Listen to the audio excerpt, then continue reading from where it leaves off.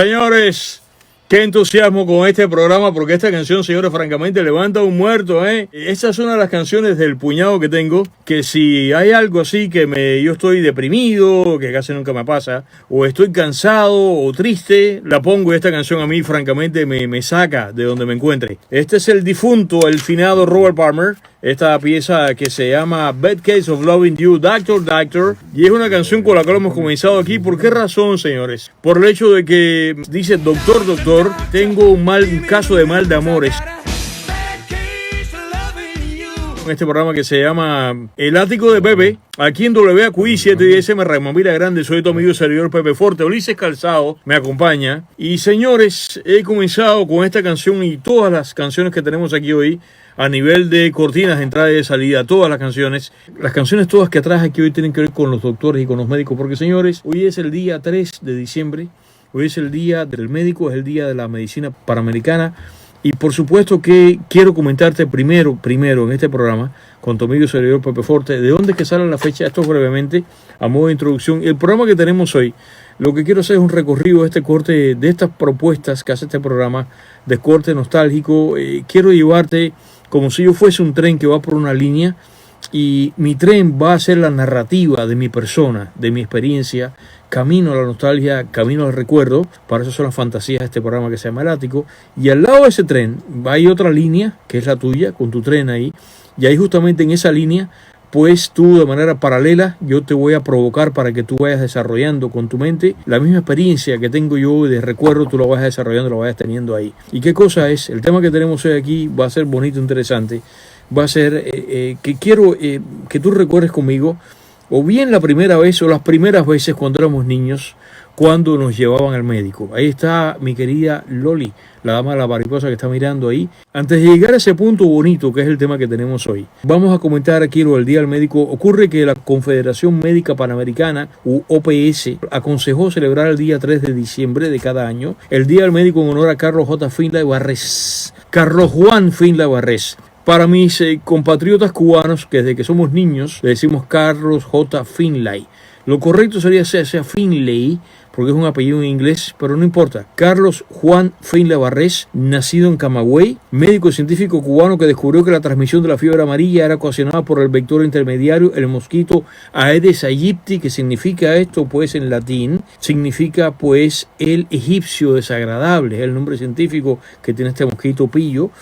Muy maldito él y muy malo.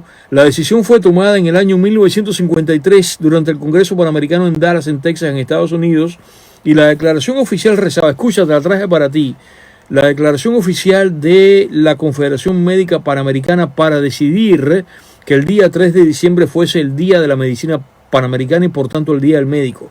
La declaración oficial del año 53 dice lo siguiente: Día Panamericano del Médico. La Organización Panamericana de la Salud, OPS, recuerda hoy el Día de la Medicina de las Américas. El día 3 de diciembre fue propuesto por la Federación Médica Argentina a través del profesor Ramo Bergoglio en el Congreso Panamericano que se celebró en 1953 en Dallas, Texas, en homenaje al doctor Carlos Finlay, un médico cubano que descubrió el papel del mosquito transmisor de la fiebre amarilla. Hoy se cumplen años del nacimiento del doctor Finlay, que fue en el año 1833, él murió en el año 1915, y la OPS también deja nuestro homenaje y reconocimiento aquí a tan ilustre personalidad y trabajador de la salud pública mundial, doctor Carlos J. Finlay, distinguido médico cubano que dedicó su vida a estudiar la fiebre amarilla y fue uno de los 4 miembros del comité organizador que en el año 1902 tuvo a su cargo la creación de la nueva Oficina Sanitaria Internacional, precursora de la OPS, llamado por sus críticos el hombre mosquito. ¡Qué infamia!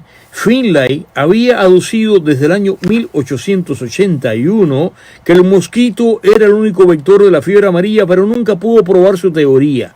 Cuando en 1900 la Junta de la Fiebre Amarilla del coronel Walter Reed finalmente demostró que Finlay tenía razón, las condiciones estaban dadas para las iniciativas de la erradicación que no solamente alejaron la enfermedad del Caribe, sino que permitieron la conclusión del Canal de Panamá. Señores, Finlay es capital allá cuando terminó el Canal de Panamá, comenzando toda esta historia en el año 1914. Recordemos que en una zona tan insalubre por tropical, en una época en la cual no había medicamentos ni nada, los hombres que estaban trabajando y eran picados por el mosquito, no se sabían, morían de fiebre amarilla. Es la razón por la cual en aquel libro maravilloso que se me quedó en Cuba, que se llamaba Nuevos Horizontes, que venía la historia del Canal de Panamá, y ahí salía, me enteré que en el Canal de Panamá hay una tarja que honra a Carlos J. Finlay.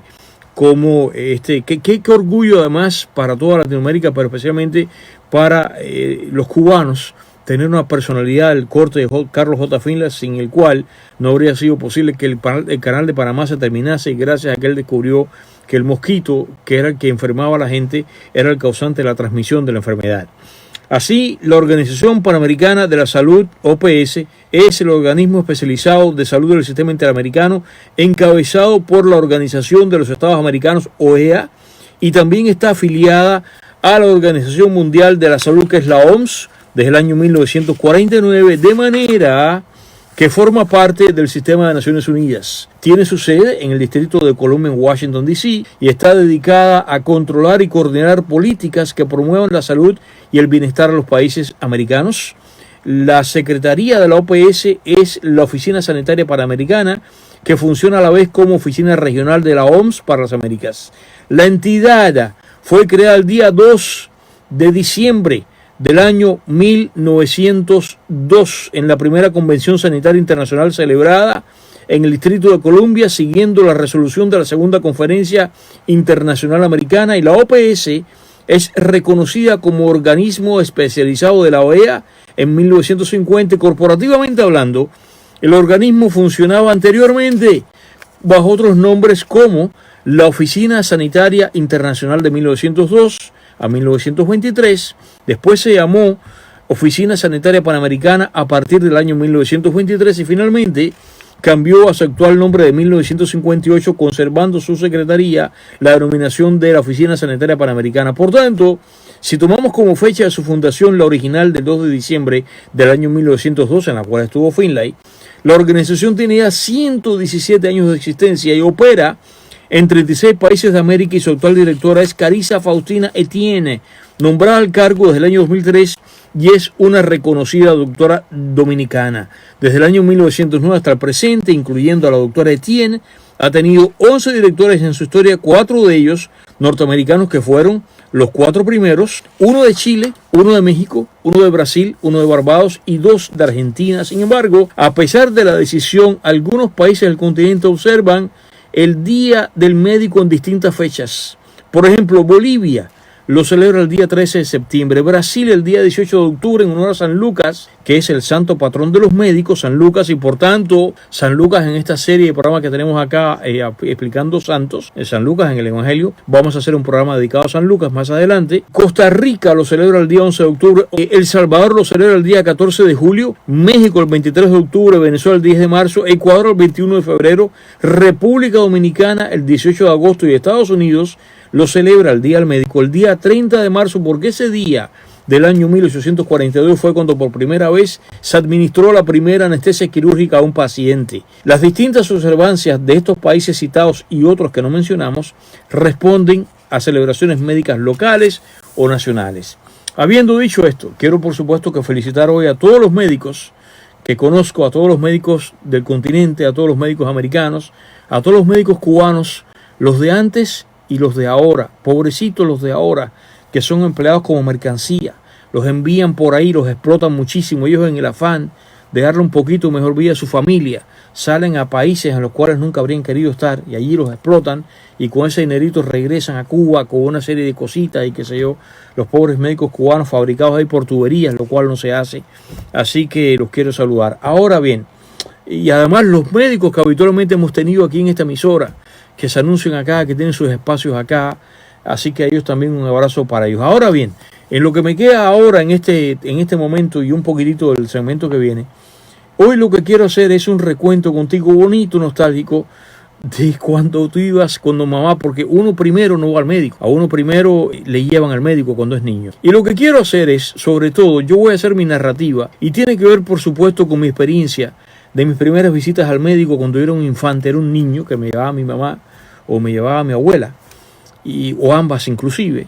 Y me llevaban al médico y por supuesto que en este caso voy a hacer la referencia de Cuba, que es donde yo crecí, y especialmente de dos ciudades en las cuales crecí por parejo, por igual. Me refiero a La Habana y me refiero a Matanzas. Y naturalmente me voy a referir a los años 60. Y la primera cosa que quiero destacar para mis compatriotas cubanos, incluso para el resto del continente que no conoce la historia de la cosa de Cuba, terrible esta de los últimos 60 años, que sobre todo para la gente más joven, para los hijos incluso de hijos de gente contemporánea conmigo que no le han explicado a sus hijos las cosas de Cuba, quizás se estén enterando ahora que la práctica privada de la medicina después del 59 todavía duró un tiempo. O sea, después del 59 los acorralaron, los quisieron eliminar y todo eso, pero Cuba, como cada país tiene talento para ciertas cosas. Por ejemplo, los ingleses tienen un talento organizativo tremendo. Los alemanes, como todo el mundo sabe, tienen un talento tremendo para la mecánica, para las soluciones científicas y todo eso, lo tienen. Y para las tecnologías. Los suizos tienen talento para la relojería. Y entre los talentos que ha tenido Cuba ha sido un país toda la vida con una clase médica tremenda. Cuba siempre ha tenido pasión por la medicina.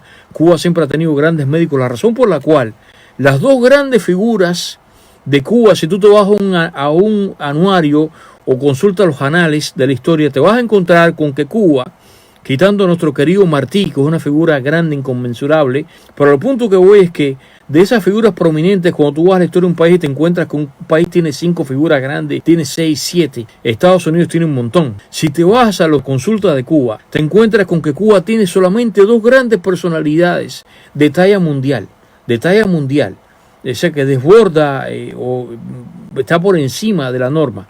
Uno es Carlos J. Finlay, por esto que te acabo de comentar como descubridor, que Finlay tiene la estatura de Pasteur, tú sabes, con la vacuna de la rabia, y así, tiene esa estatura. Y la otra figura grande que tiene Cuba, que son 2, ¿tú sabes quién es la otra figura grande? La otra figura grande es José Raúl Capablanca, que está todavía considerado hasta el día de hoy el ajedrecista más grande que ha dado la humanidad. Ahora, al punto que voy es que Cuba siempre tuvo una clase médica tremenda, y a los cubanos siempre les gustó estudiar medicina. De manera que cuando llega el año 59, la clase médica cubana era muy grande.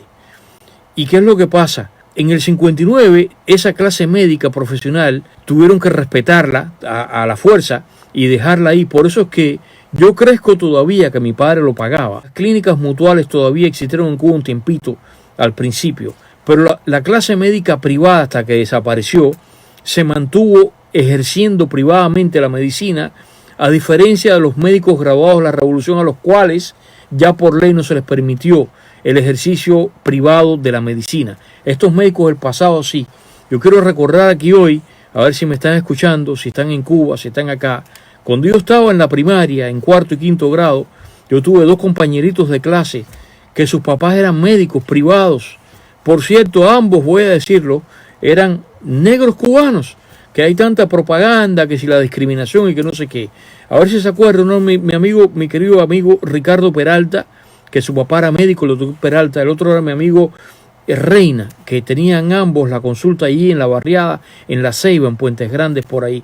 De manera que yo crezco todavía durante la década de los 60, y es parte de la narrativa que tengo hoy, visitando consultas médicas privadas.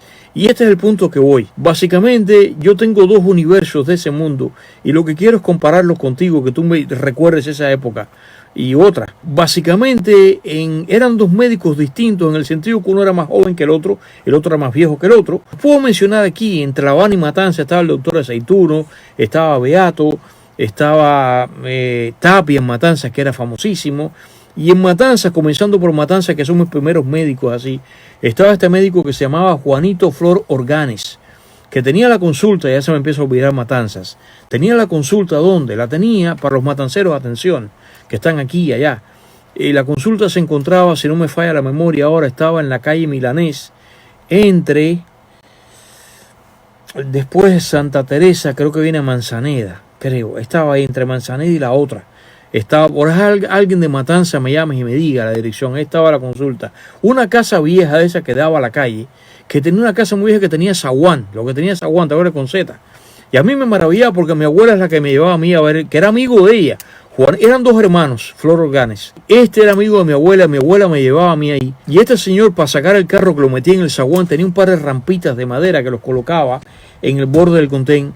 Y a mí me maravillaba, a mí sí me gustaron los carros, como tú bien sabes. Y él tenía, cuando yo entraba, él tenía un sofá ubicado en el propio zaguán que estaba al lado del carro. Y el carro que él tenía, decía, cuando yo sea grande, yo voy a tener ese carro. Yo pensando que ese carro se iba a mantener toda la vida. Él tenía un Imperial, un Chrysler Imperial del año 55. Y yo le tenía pánico a Juanito Flor Organes, el doctor Flor Organes. Contarte cómo era la consulta de este médico viejo, indeciblemente viejo, como habría dicho Mark Twain. Cómo era la consulta. Para mí era tenebrosa. En comparación con la consulta del doctor Beato que se encontraba en la calle Paseo 17, que era una maravilla. Y mis sensaciones de temor, incluso cuando iba a las católicas cubanas, las mariposas en el estómago de temor. Las mariposas en el estómago que salen por enamoramiento, por anticipación, todo eso. Y vas a evocar conmigo tus primeras visitas a médicos hoy, en este día maravilloso, a los médicos que merecen tanto, que salvan a la gente de las enfermedades y los arrancan de las garras de la muerte.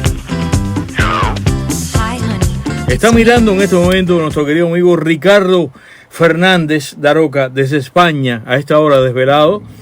Él es doctor oftalmólogo, así que felicidades para él. Qué maravilla tener un doctor que forme parte de nuestra audiencia querida de manera tan remota y tan fiel. Ricardo se ha vuelto pues un habitué de este programa. Felicidades, Ricardo, doctor. Antes de conversar contigo en este programa que se llama El Ático de Pepe, soy tu amigo servidor Pepe Forte, con esta canción de Carol Douglas que se llama Doctor's Order. Esta canción del año 75 que me encantaba, que ella llama a su novio, le dice que fue a ver al doctor. Y señores, para terminar con esta narrativa, porque lo que te quiero es provocar, yo no sé si Ulises se acuerda cuando lo llevaron al médico la primera vez o las primeras veces en Santiago de Cuba, si se parece a estas mis primeras veces. Te estaba contando para terminar aquí ahora que me llevaban a este médico que se llamaba Juanito Flor Organes, que por supuesto, lamentablemente por el peso de la vida, era un hombre mayor. Ya, pues mira, Amor tenía 50 años. ¿Cómo se llamaba? Se llamaba doctor Juanito Flor Organes. Me acuerdo perfectamente bien. Y yo tenía pánico, porque era una casa vieja, decentísima, fina. Él tenía su economía y me llevaba allí. Mi abuela solía llevarme, siempre la consulta era al mediodía, sobre la 1 de la tarde, por ahí 1 de la tarde, 2 de la tarde. Me llevaba allí y yo tenía pánico porque su despacho tenía una casa vieja, con una casa típica matancera, como las que vivió mi padre de niño, con el puntal alto y todo aquello. A medio oscura, pero bien ventilada. Colonial. No era típica, no era colonial, una casa de los años quizás 30, 20 y tantos, no era colonial. Pleno Matanzas ahí. Entonces Ulises, yo llegaba, él tenía un buró muy grande y a mí me aterraba. Eso es parte de los miedos de niños. Tenía ahí una especie como de beaker de cristal, en el cual salían así que parecían unas flores de tortura, las famosas paleticas, esas para la lengua, para verte la garganta. Y yo aquello, a mí siempre, yo no puedo, a mí me daba arqueadas aquello. Mi pánico era, cada vez que yo fuera allí, no siempre me lo hacía, que me tocase con aquello. Y tenía pánico yo aquello. Tenía junto con aquello, tenía una esquina, tenía una suerte, una vitrina metálica con unas patas medio bombadas, así medio curvas, de cristal, que tenía un entrepaño de cristal. Y el ajuar que tenía ahí todo era metálico. Yo recuerdo cuando él iba ahí, agarraba algo para verme y todo eso. El sonido aquel de la mezcla del metal contra el cristal, cuando agarraba tijeritas y cosas y qué sé yo. Y yo fui, afortunadamente, yo no fui como Ringo Starr, que era un niño pobrecito enfermo, que estuvo todo el tiempo de hospital en hospital. Yo era un niño como cualquiera. Me hicieron análisis, me sacaron sangre, lo que fuera, todo aquello. Pero afortunadamente, doy gracias a Dios, no fue un niño enfermizo. Y yo iba a esa consulta allí, pero yo tenía pánico ir a la consulta esta del médico Juanito Flor Organes. La primera cosa de niño, me llamó la atención tantísimo el estetoscopio, porque uno lo preguntaba y es una palabra que uno le daba mucho trabajo en español. O decía estetoscopio y no sé, una barbaridad. La palabra estetoscopio es una palabra muy difícil para un niño. Y yo recuerdo toda la manipulación aquella, él con su bata blanca, y como él se ponía el conector esa, y venía hacia mí muy circunspecto él, y me empezaba a ocultar. Yo recuerdo como si fuera ahora el frío de lo que es el lector del estetoscopio cuando te lo ponen en el pecho. Recuerdo eso perfectamente bien. Y el otro médico en contraste con era este médico que se llamaba doctor Beato, que tenía una consulta tremenda. Mi papá pagaba estas consultas. En el caso del doctor Beato, que me llevaba a mi mamá y mi papá, a mis hermanos y a mí, Matanza era este otro médico. Y ya... A mí me llevaron a un psiquiatra, aunque tú no te parezca mentira, el doctor Fraga, aunque te parezca mentira, chiquito, con 5 años, 4 años por ahí. Él deja al chiquito tranquilo, que él va a ser el Ático de Pepe cuando sea grande. Sí, sí, eso es cierto. Un día contaré la historia esa. También te ponían los dos dedos en la barriga. Esa es la otra. Esa es es la otra cosa que quiero comentar, que médicos del pasado, en que había tecnología, no estamos hablando que Ulises y yo vengamos de la época de la prehistoria, pero eso que hizo Ulises, eso se llama tacto percusión, es como creo que se llama esa técnica, que era que te convierte en una especie de tumbadora. Los médicos eran capaces de diagnosticar con eso porque, de acuerdo a como tú sonabas, por eso que se llama percusión, de acuerdo a como tú sonabas, la barriga te dio un ritmo tremendo. Eso no, tú eres un tipo muy musical, tú eres una especie de, yo sé, si a ti te descubre Tatawines, te lo convertido en tumbadora.